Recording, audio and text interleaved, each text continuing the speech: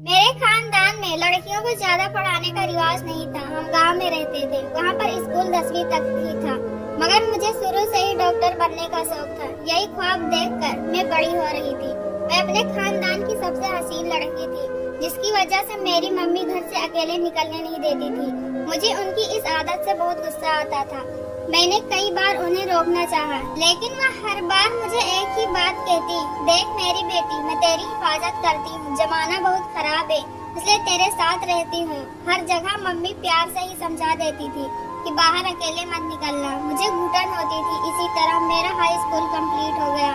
अब मुझे कॉलेज की तैयारी करनी थी, इसीलिए मुझे शहर जाना पड़ा।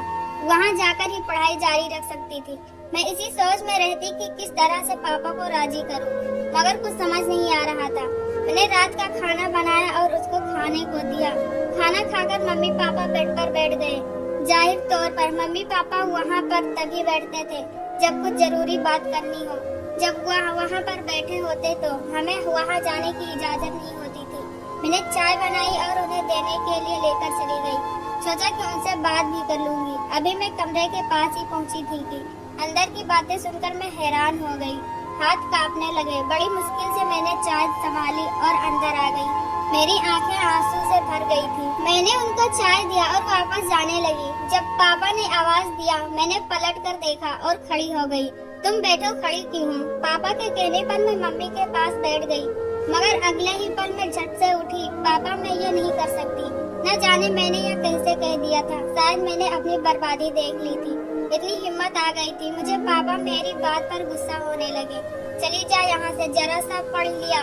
मेरे सर पर चढ़ गई। जा अपने कमरे में और सो जा, पापा ने गुस्से में कहा और मैं वापस अपने कमरे में चली गई और कमरे में जाकर रोने लगी। इसके बाद मैंने खाना पीना सब छोड़ दिया था।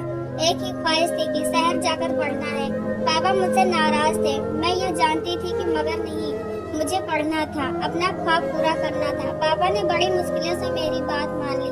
मम्मी ने बहुत मनाया था, फिर जाकर कहीं वह माने थे। मैं बहुत खुश थी और खुशी खुशी जाने की तैयारी की।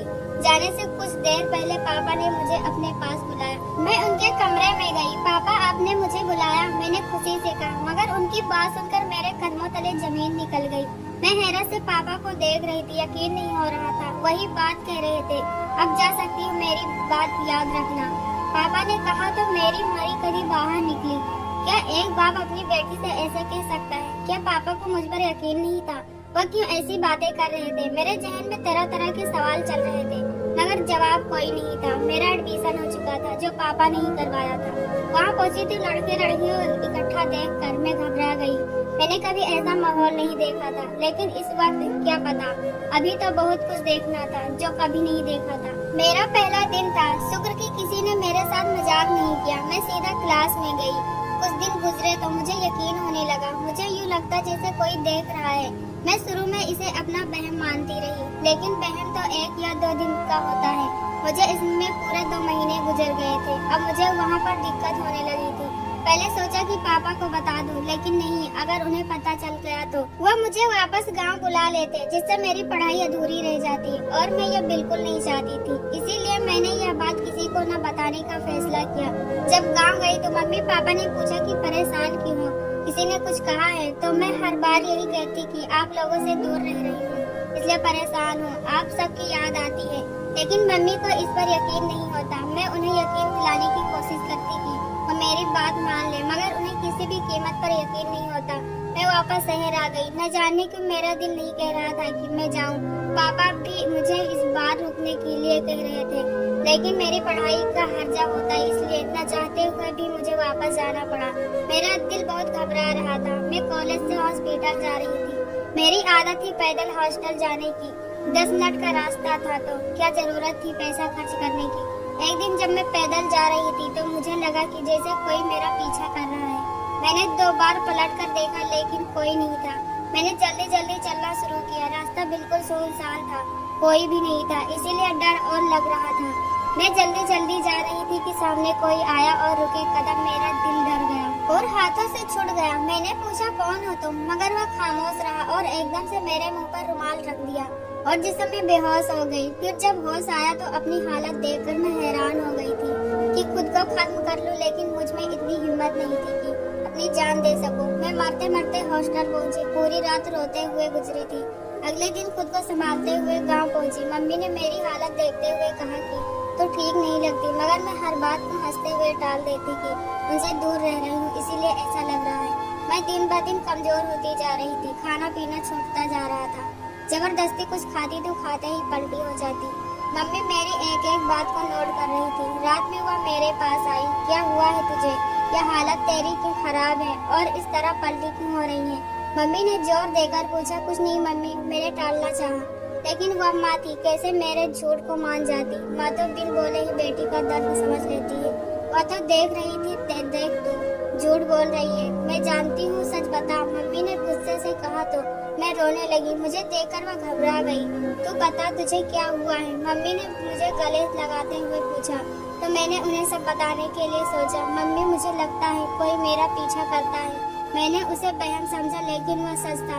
लेकिन फिर उन लोगों ने एक दिन मुझे किडनैप किया और इतना बोलते ही मैं रोने लगी। मम्मी ने मेरे सीने पर हाथ रखा, जैसे वह समझ गई। मैं इसीलिए तुझे रोकती थी कि बाहर मत जा, तेरा हुस्न तुझे बर्बाद कर देगा। तूने मेरी बात नहीं मानी, अब देख लिया अंजाम। तेरे पापा राजी नहीं थे तेरे जाने पर, लेकिन फिर भी तूने जिद किया। बड़ों की बात मान लेनी चाहिए, वो अच्छा ही सोचते हैं। मगर तुमने वह इतना कहते ही रोने लगी। मम्मी मैंने जानबूझकर नहीं किया। मैं रोते हुए उन्हें यकीन दिलाने लगी, मगर वह रोती रही। फिर एकदम से चुप होकर बोली, अब तुम मेरी बात सुन, कल मेरे साथ डॉक्टर के पास चलना और कमरे से बाहर मत निकलना। मम्मी ने यह बात चुपके से कहा, अपने पापा के पास मत जाना। मम्मी ने यह बात गुस्से में कहा, अब चुप हो जा, रोना धोना बंद कर, तूने जो करना था कर लिया। मम्मी के कहने पर मैं खामोश हो गई और वह कमरे से बाहर चली गई। मैं अब सोचने लगी कि आखिर करूँ तो क्या करूँ। अगले दिन मम्मी मुझे डॉक्टर के पास ले गई, जब मामू की फैमिली आ गई और हमें घर पर रुकना पड़ा। मैं कमरे में जाने लगी जब मामी ने कहा कि यहाँ आओ, मेरे पास बैठ जाओ। शहर जाकर भूल गई हो। उनके कहने पर मैं उनके पास जाकर बैठ गई। बातें करते करते मुझे चक्कर आने लगा और मैं उठकर कमरे में जाने लगी। लेकिन बुरी किस्मत, रास्ते में ही 2 कदम पर बेहोश हो गई।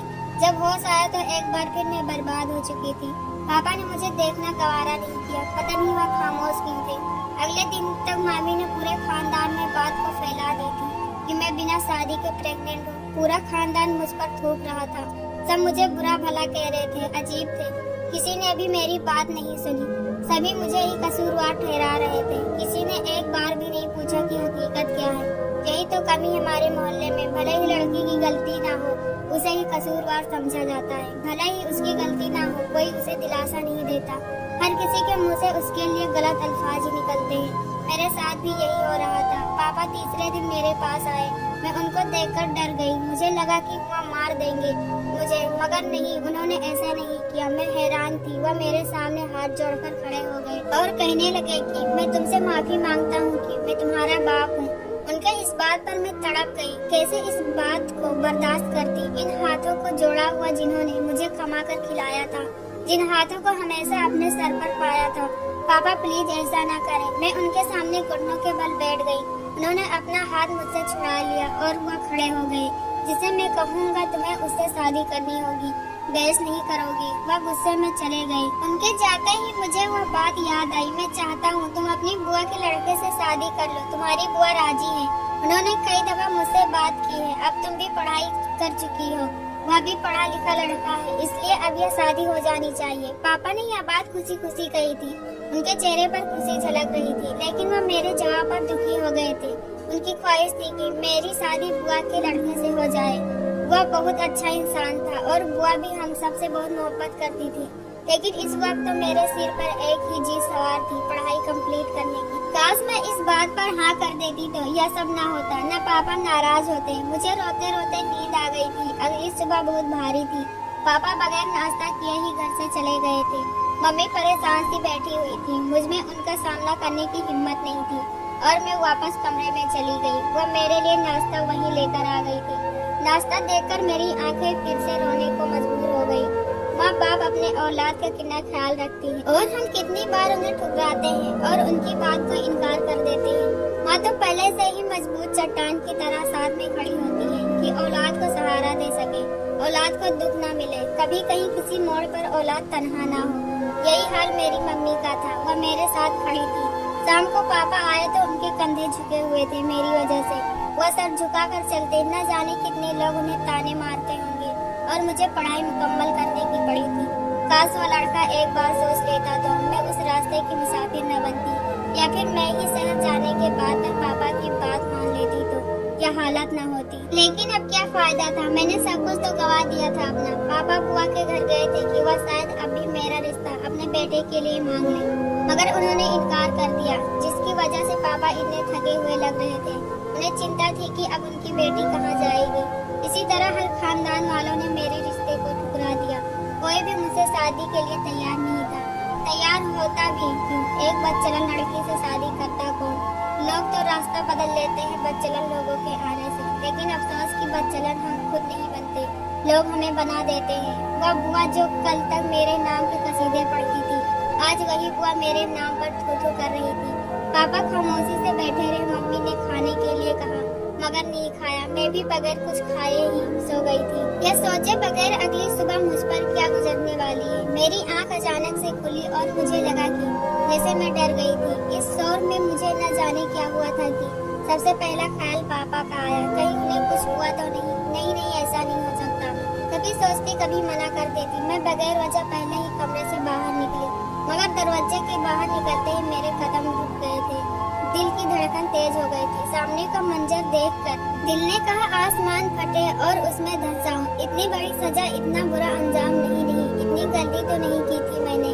मैं तो अपने खानदान का नाम रोशन करना चाहती थी, लेकिन मैं क्या बन गई थी। उनके लिए तो बदनामी का सबब बन गई थी और इस दिन तो इंतहा हो गई थी भी। काश यह दिन देखने से पहले ही मर गई होती। लेकिन अफसोस कि हम जैसे लोगों को मौत भी जल्दी कहाँ आती है। मैं एक बार फिर होश में आई और सामने देखते हुए पापा के पास गई।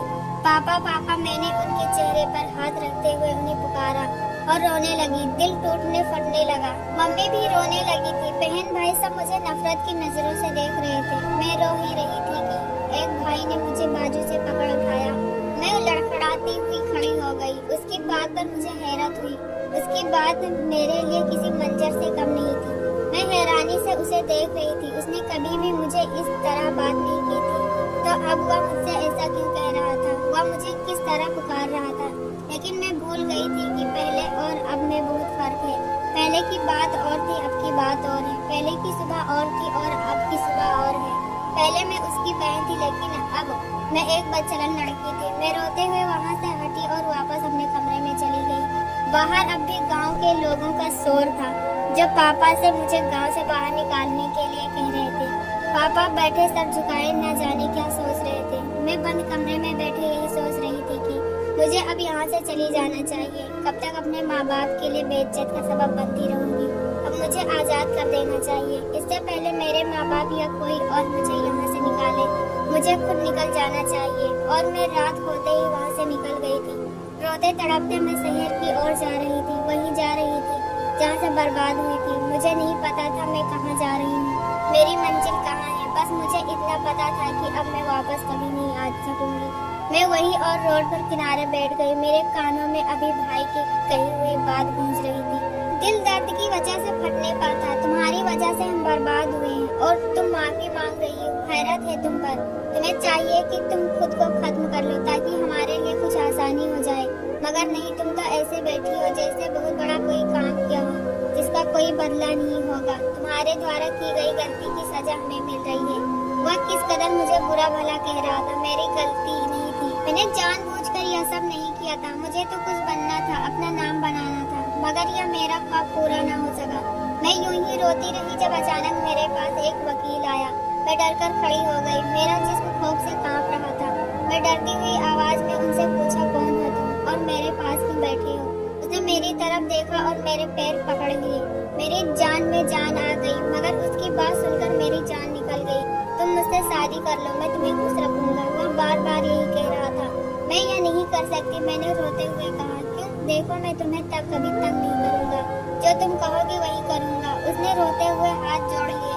देखो, मैं पवित्र नहीं हूँ। मैंने एक और दरिंदगी एकदम से चुप हो गया। क्या मतलब? इसके पूछने पर मेरा सर झुक गया। मेरे साथ कॉलेज में जबरदस्ती हुई थी। मैं अब पेड़ से हूँ, तुमसे इसलिए अब शादी नहीं कर सकती। तुम जाओ यहाँ से। मेरे कहने पर वह खड़ा हो गया। मुझे लगा कि वह जा रहा है, मगर नहीं, वह खड़ा रहा। फिर जो बोला तो मैं उसे हैरत से देखती रही।